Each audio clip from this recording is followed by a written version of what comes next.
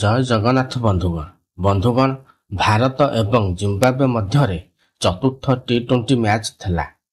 Shubman Gill toss ଜିତି ପ୍ରଥମେ bowling କରିବା ପାଇଁ ନିଷ୍ପତ୍ତି ନେଇଥିଲେ।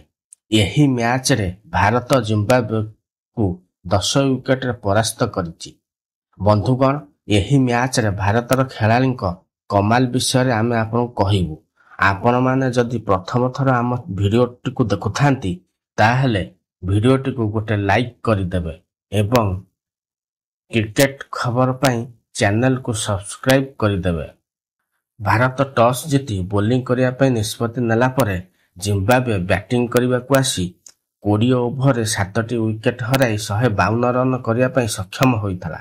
ଭାରତ ଦଳର ବୋଲର ଖଲିଲ ଅହମ୍ମଦ 2ଟି ୱିକେଟ ନେଇଥିଲେ।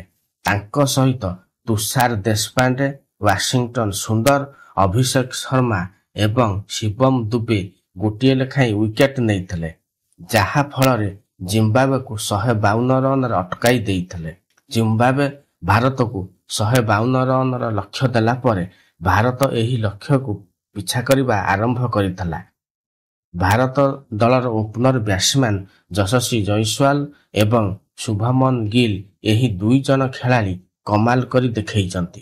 ଯଶସ୍ୱୀ ଜୟସ୍ୱାଲ 53 ବଲ୍ ଖେଳି 13ଟି ଚୌକା ଏବଂ 2ଟି ଛକା ବଳରେ 93 ରନ୍ କରିଥିଲେ। ସେହିପରି ଶୁଭମନ ଗିଲ୍ 39 ବଲ୍ ଖେଳି 6ଟି ଚୌକା ଏବଂ 2ଟି ଛକା ବଳରେ 58 ରନ୍ କରିଥିଲେ। ଏହି ଦୁଇ ଜଣଙ୍କ କମାଲ ଯୋଗୁଁ ଜିମ୍ବାବ୍ୱେର ବୋଲରମାନେ ୱିକେଟ ନେବା ପାଇଁ କୌଣସି ସୁଯୋଗ ପାଇନଥିଲେ, ଯାହା ଫଳରେ ଭାରତ କୌଣସି ୱିକେଟ ନ ହରାଇ 15 ଓଭର 2ଟି ବଲରେ 156 ରନ୍ କରିଥିଲା। ଏହି ମ୍ୟାଚ୍ରେ ଭାରତ ଜିମ୍ବାବ୍ୱେକୁ 10 ୱିକେଟରେ ପରାସ୍ତ କରିବା ସହିତ ସିରିଜ୍ ବିଜୟୀ ହୋଇଛି।